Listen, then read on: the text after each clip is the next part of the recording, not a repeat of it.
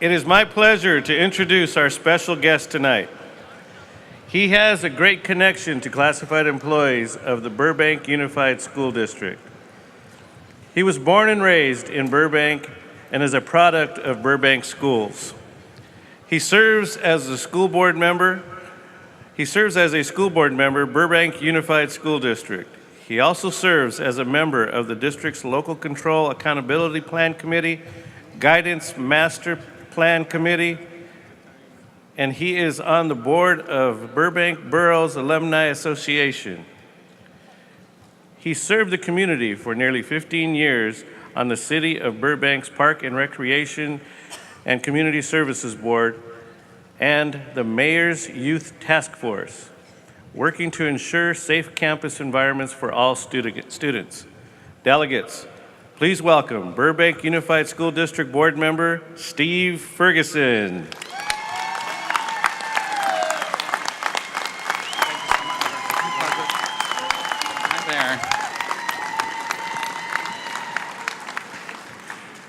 Good evening, delegates. Getting used to this mic. Is everybody well fed? Lord knows I am. I was privileged to go out with some of our folks from Burbank to Joe's. Joe's is pretty good. Okay, I'm hearing some feedback. It is an incredible honor to be with you all tonight as a board member who has a very special place in my heart for classified employees. Now, I am a politician, so I'm sure you've heard that before. But tonight, I'm here really to share with you my story, to share with you why it is a little different for me. As I was introduced, yes, I am a product of Burbank, born and raised, and couldn't be more proud of it. We're the home of the Ellen DeGeneres Show. I like Ellen. The Burbank Airport. And one very large IKEA, which can be helpful from time to time. But growing up in Burbank was different. It's the biggest small town in the world. Everybody knows everybody else's business in the best way possible. And it's a town that has given me a great deal in my life, including the opportunity to speak to all of you this evening. I was raised by a single mom named Lori. Shout out to all the single moms out there.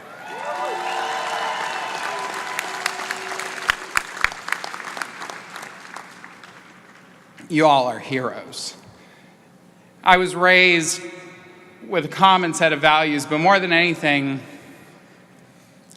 I knew that we had to work hard to enjoy our life in Burbank.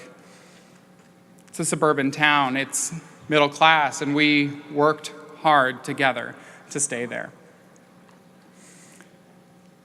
Growing up, I will tell you, at a very young age, at the age of 10, became fascinated with government and politics. Yes, I was one of those kids.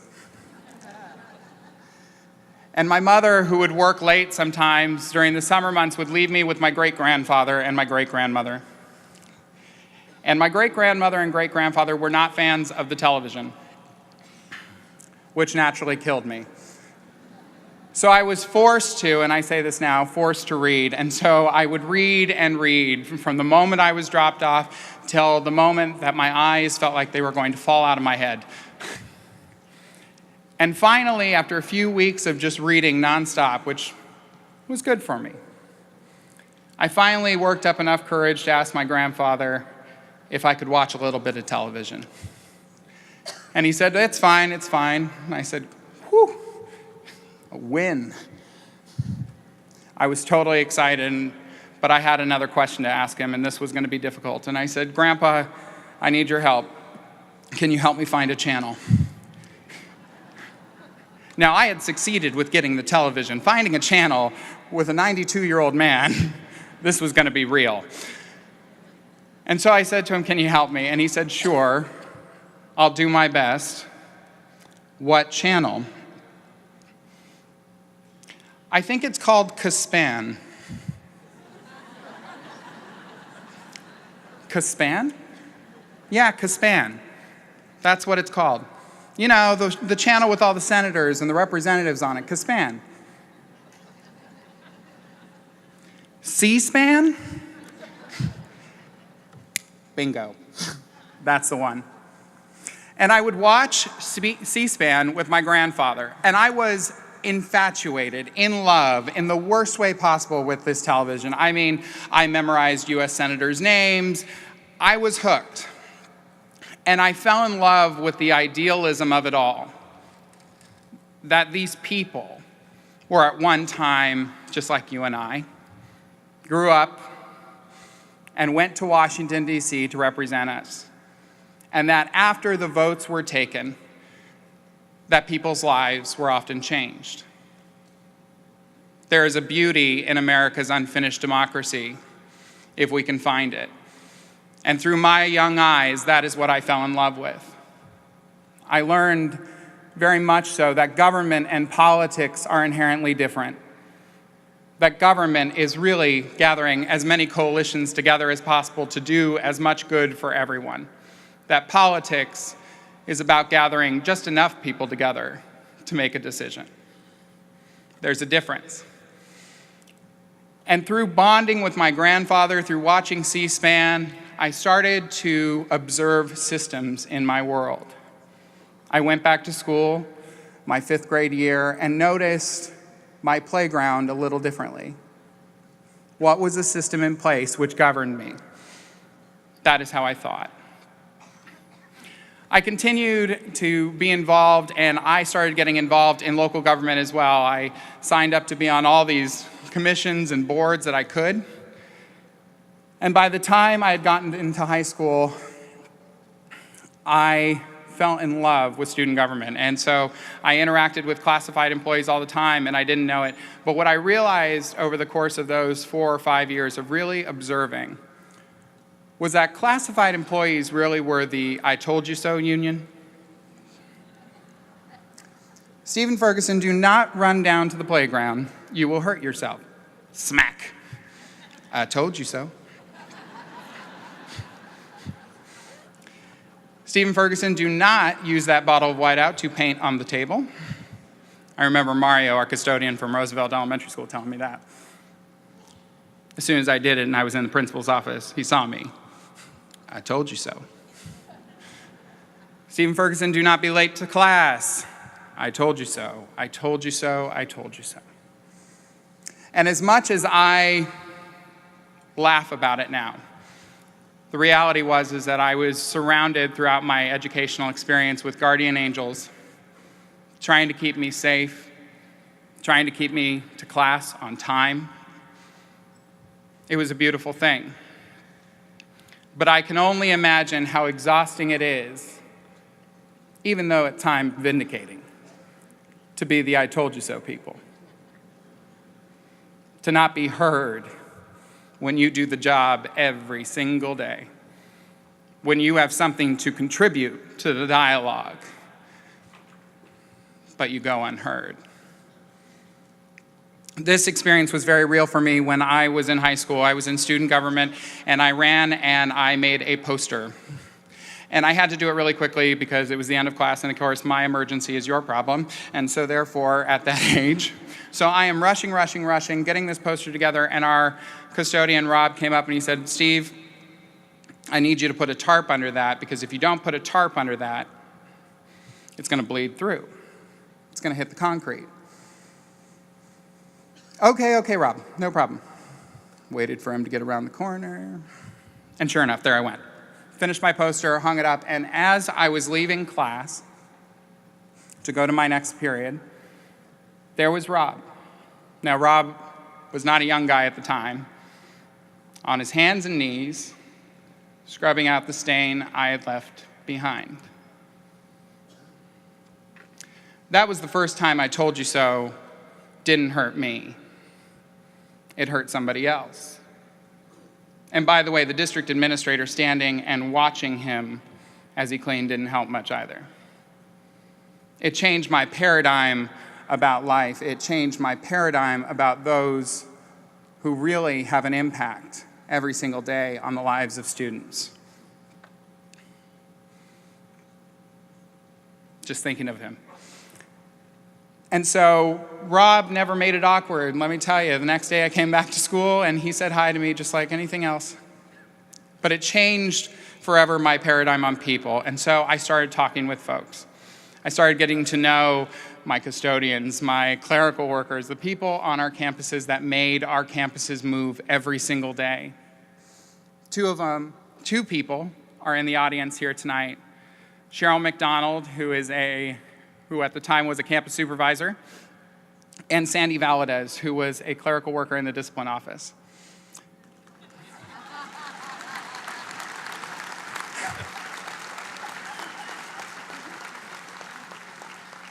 I wasn't always there for those reasons, but you know what? It's fine, right? And we bonded. It was just, every day at school we would talk about politics. We would talk about the basics. They taught me about labor. They taught me about what it was to stand together. They taught me that teachers had received a 3% pay raise that year and classified got a 0.75% pay increase. They taught me how to really look at things. And we had great laughs. What started conversations about West Wing evolved into real, substantive conversations about policy. My junior year of high school, I was appointed a student member of the Board of Education. Woo! But I fell in love with it. I fell in love with education policy and really felt like I was finally in the arena. My biggest problem is that the 500-page board packet that I got every 2 weeks, I didn't understand. So Sandy and Cheryl taught me.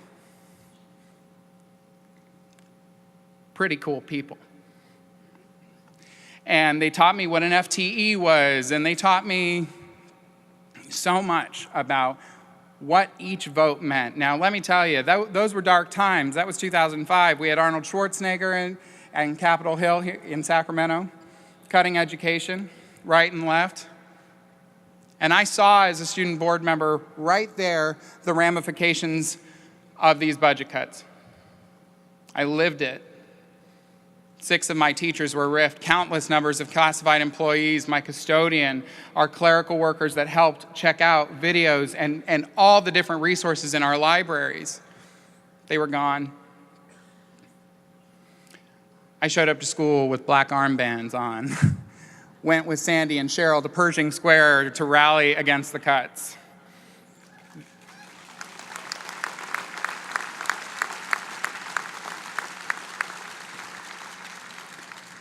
Both of them woke up my inner activists. And I love them. I love them dearly for it.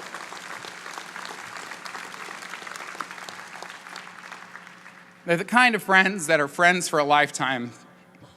And it was great because I had wrapped up my term as a board member. I had understood that education policy was where I had the fire to serve, where I knew I could make a difference, and where I could fight to make a difference for real people and for students. My senior year, coming back to my senior year that summer, my mother noticed a mole on her arm. Eek. And she would always joke about it. Look at it. It's funny looking, ain't it? No. And it turned out my mom had advanced stages of skin cancer. Now, if you knew my mom, let me tell you, we had lost our home through a divorce, had our apartment flooded, had our car repossessed, slept in the same bedroom in my grandpa's house to just make ends meet because we knew that together we would survive it. No matter what we went through, we were there together. I knew my mom could beat it, and I was pretty confident about that.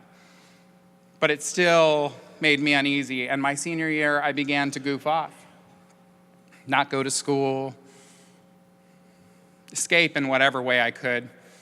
As it was, I didn't learn in a traditional school environment very well. I knew what I loved to do, I was passionate about it, I was smart as heck, and I knew I could do it. And I didn't like being in a 4-wall classroom for 50 minutes at a time. Trust me, it's ironic now as a school board member to say that.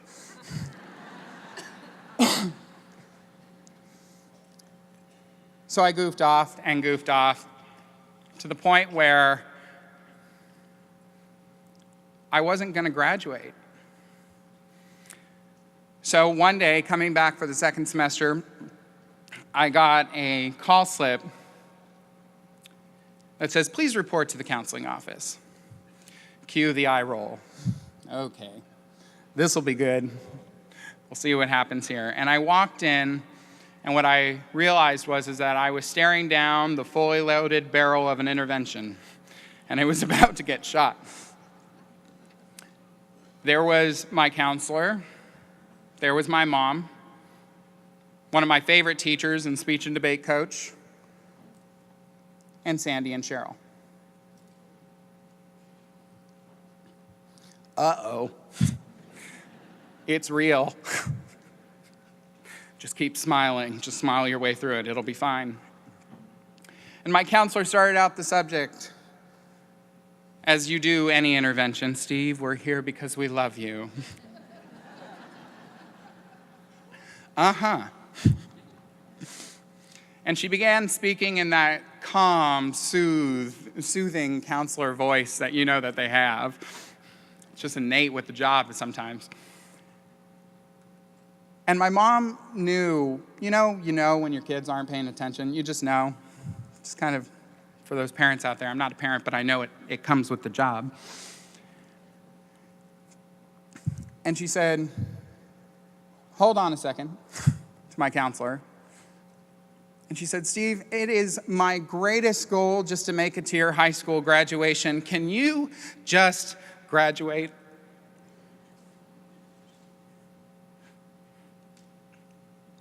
Excuse me.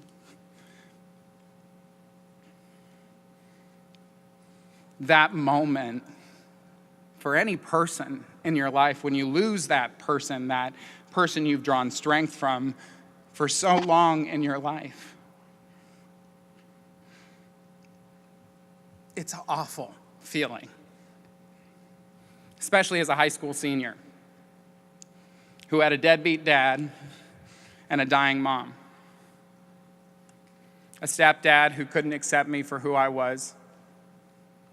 I had no one if my mom was gone. My English teacher started talking. It was her job next to go in the intervention roulette. And the truth was that I couldn't hear her. I couldn't hear her. I knew she was talking, but I couldn't digest the words that she was saying. Not because I didn't respect her, not because I didn't love her. I just found out my mom was dying. You're going to talk to me with words? Let me tell you, I was angry too. Who the heck do you think you are to come after that? Get out of the room. Let me talk with my mom. Time's clearly precious. I was so angry. She wrapped up her words, and then there was Sandy.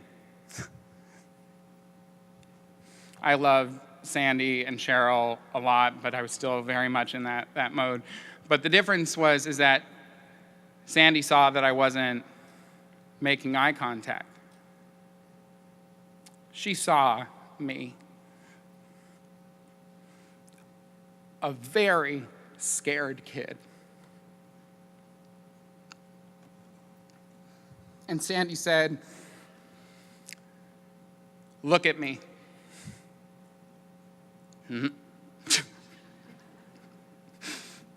Dealing with my own stuff here. Look at me. And trust me, I loved her enough that it got me out of that dark time. To look and just to make eye contact. And she made eye contact right back. And there was Cheryl tuned in. And she said, Steve, you have to graduate. Not just for yourself, not just for your mom, but for me and for Cheryl, because one day we expect you to be running this place, and you can't do that if you don't have a high school diploma.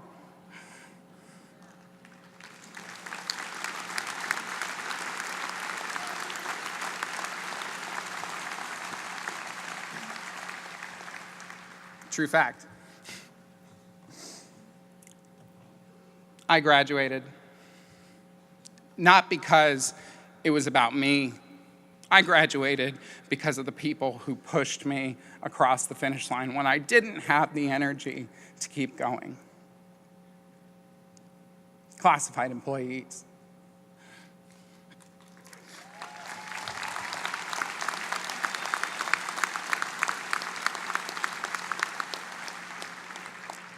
My mom passed away that December, but she made it to my graduation. So did Sandy, and so did Cheryl. And it, as predicted, created some pretty tough times in my life. But a few years later, I picked up the phone and I called Sandy and I said, "Sandy, it's Steven. How are you?" "I'm doing okay. What's going on?" "Well, I'm thinking about running for the school board, and I want to know your thoughts."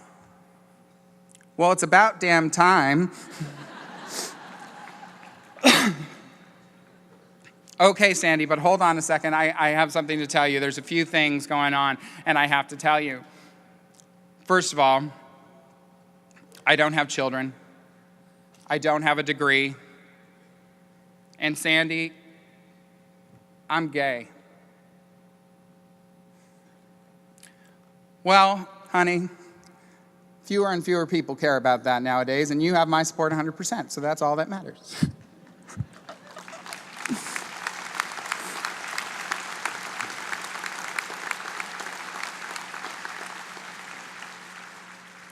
So as a 24-year-old, I began my adventure to run for the Board of Education. I put on my shoes, and I knocked about 2/3 of my community every single door. I'm here to bring a new perspective, one that hasn't been heard before. I'm not a parent, I'm not a teacher. That means I don't care about my kid, I care about the 15,000 kids and helping them reach their God-given potential.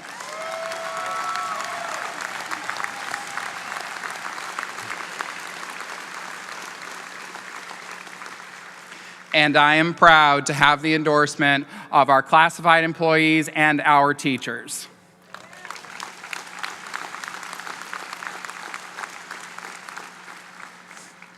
Now that gets old about 4,000 times when you do it door to door, but you know what? It was a hard-fought campaign, and I lived for it every day. And when the votes were counted, out of 12,000 votes cast, I received 4,616 votes, 351 votes short of getting elected. It's that Jim Carrey line, "So you're saying there's a chance." That's the problem with young candidates. You got to really beat them away with a shoe, you know? Cool, I'm going to take a year off, and then I'm going to bite this apple again. And sure enough, not only did we win, we won in the primary. And on February 24th, 2015, with classified employees, including Sandy and Cheryl and so many others in my district, standing shoulder to shoulder with me with our teachers, Burbank elected its youngest and first openly gay elected official in the 100-year history of this city.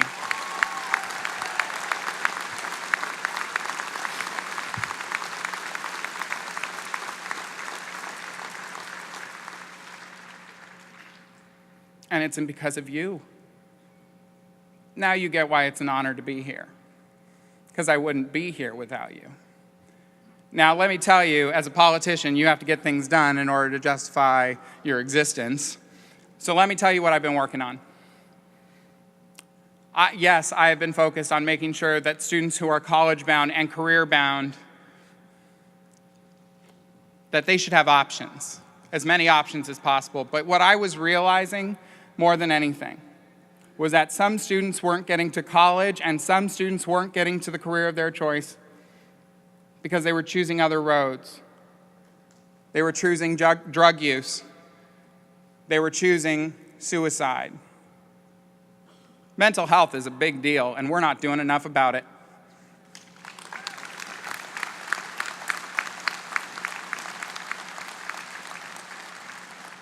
So partnering with our classified employees, our teachers, and the Trevor Project, Burbank Unified passed one of the most comprehensive suicide prevention policies in the state of California, and I'm proud of it. And that policy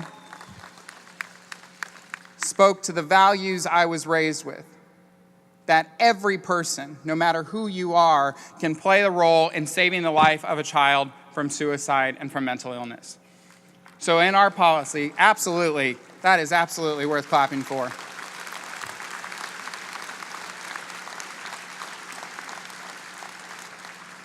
So our policy not only monitors rates of hospitalization and so much more about suicide and suicidal ideation, our policy says that no matter whether or not you are a teacher or a custodian, that we are going to train you on an annual basis to recognize the signs of suicide in our kids, because everybody can save a life. And it passed 5-0.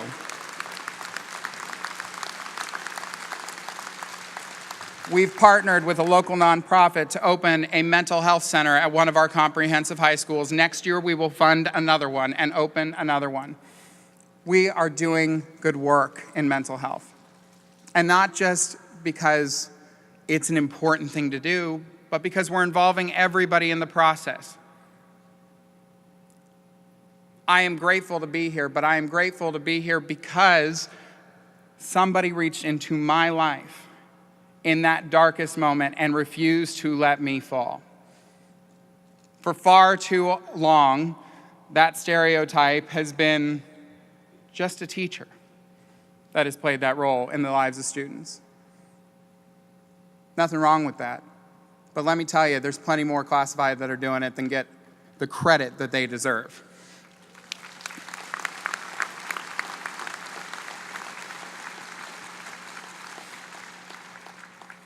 So thank you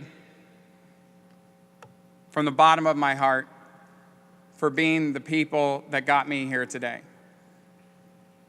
The people who saved me from a very dark time in my life, and the people who inspired me to continue working to make a difference in the lives of others. I am a living example of what happens when you step in and when you step up. And although you may not be seen on a daily basis, and although there may be people that look right through you, I see you because you saw me. And to Sandy Valadez, who I believe is sitting back there somewhere, I guess you told me so. Thank you so much.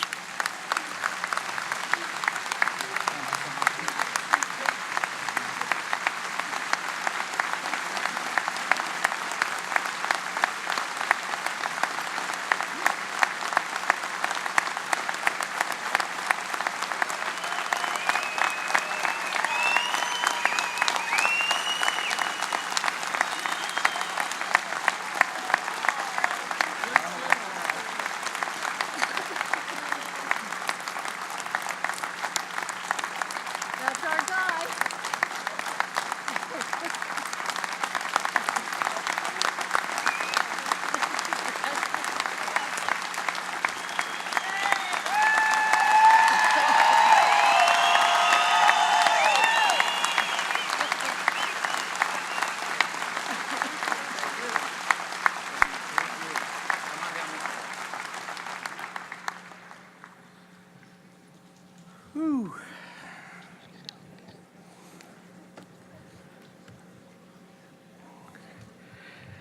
Thank you, Steve. Was that not amazing?